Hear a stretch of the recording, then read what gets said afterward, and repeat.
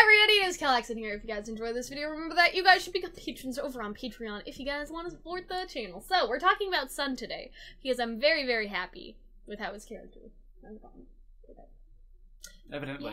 Yeah, mostly because it opens up Bumblebee. No, I understand is your... A while ago we did a character analysis on Sun, like way before the volume, and I wanted to get it out because I wanted it to sort of be on the table for what happens next. And we talked about sort of the problems with this character, that he sort of lacks depth. Like, we don't know a lot about him, we don't know why he wants to be a huntsman, we don't know any of that. And in terms of development, he also hasn't really had an arc. And sort of initially, his purpose was supposed to be like the funny man to Blake's straight man, to be tasty in a fight if he need be, you know? Yeah, and like he has fun moments with Neptune too. But I think that the direction that they're taking him now is interesting, and I feel like he is going to develop, and he is going to probably be in the Team Coffee book, because Team Coffee is in Vacuo, right? And so if Sun and them are going to Vacuo to continue their training, it may be, how am I trying to say this? Maybe there'll be another book, like there'll be a Team Coffee book and a Team Sun book, which I would really like, because then we would get a lot of insight onto Sun's character, and obviously I would want to see that, like, in the show, right? But I think that that's interesting. Like, I think that just the concept of that would be really interesting, to get a whole book, sort of like how we're getting with Team Coffee, just because, here's what I think. It seems like the young adult books are leading up to the Vacuo arc.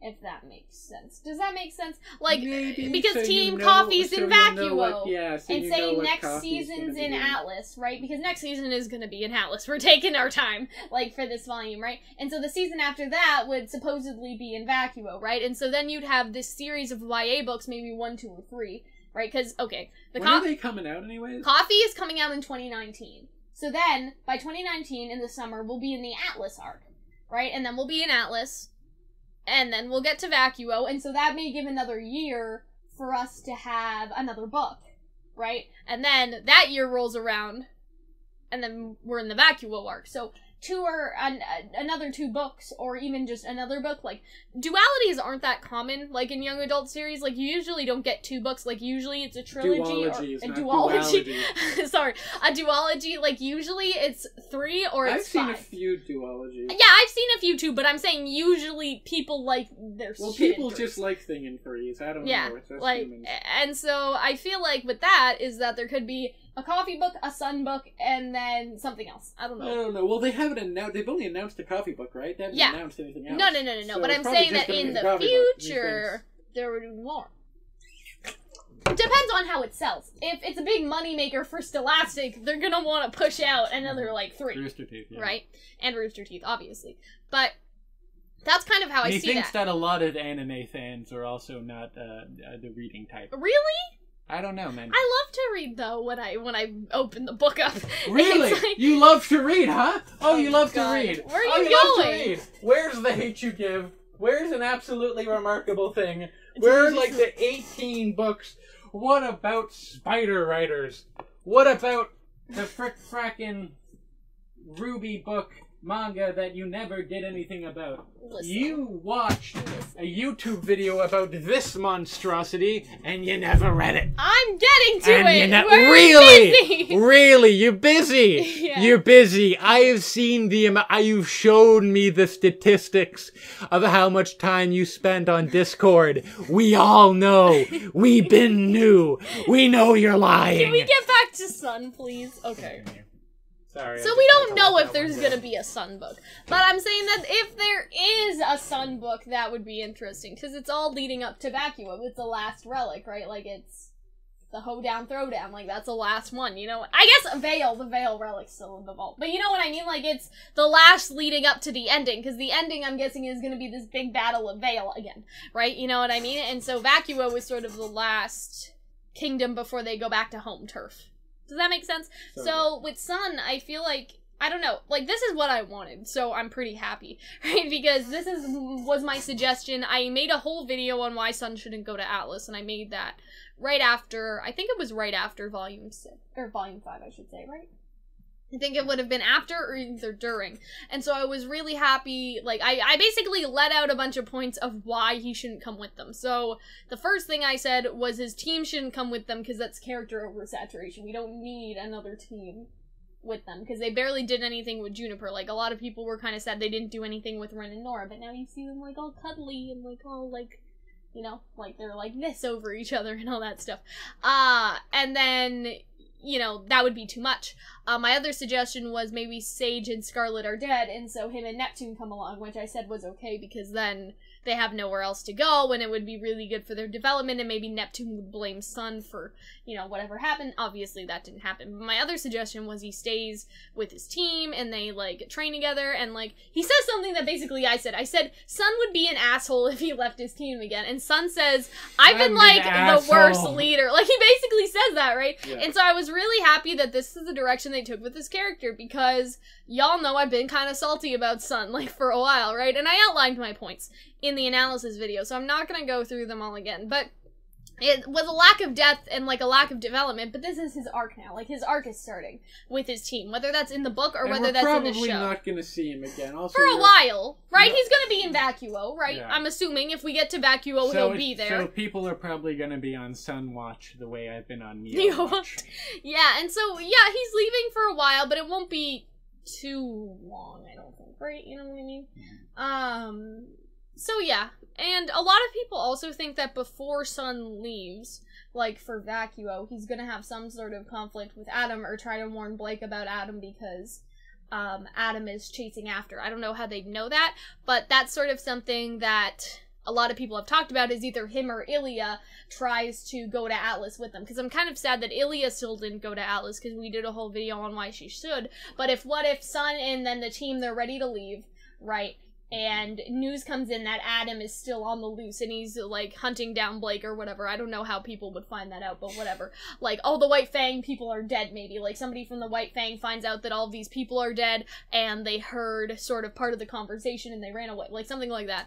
And Sun is like, Blake needed me, but she needs you now, Ilya. Like, you have to go to Atlas, you have to warn them. Something like that. Not exactly like that.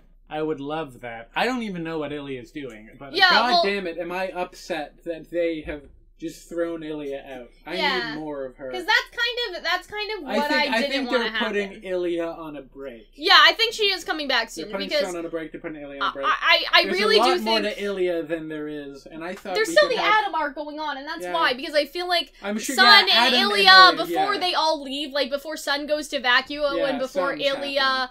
you know, really stay situated with Gira. The Adam stuff is still going on, so somebody has to warn Blake, or maybe Blake doesn't get a warning and they all just die. Like, you know what I mean? But I feel like that Ilya and Sun are not necessarily all done yet, but Sun will, like, still head off to Vacuo as planned, but he's like, listen, I gotta go with my team, but I trust you, Ilya, go warn Blake. And that's how Ilya gets reintroduced in the story, and Sun also gets reintroduced later in this season or next season, and he's still, like, useful. So just because he's going with his team doesn't mean we're never gonna see or hear anything. Because we are jumping around, right? Like, we're seeing Neo and Cinder's sort of interaction, even though they're still in Mistral. Like, we're not just following Team RWBY, and so there's no reason why we can't check back in with Ilya and Sun at a later date. And I'm just, again, I'm really happy with what they've done with this character, because I want to like them. You know what? Like, we've talked about this before. Like, a lot of y'all seem to think that I want to hate Sun, or I want to hate John. I don't, and I don't actually hate them either.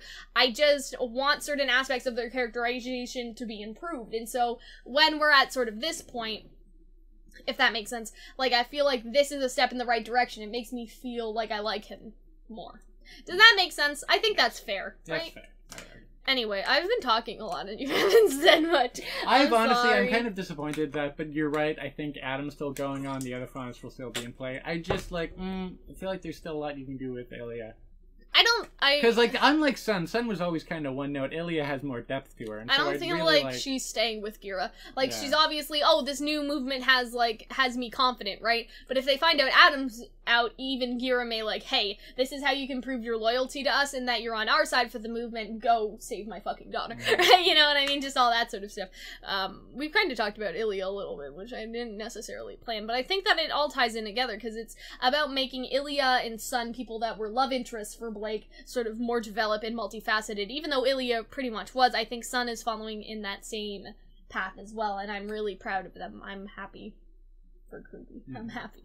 I just think everything in the episode was just, it made me feel like things are going to be more well written this time around.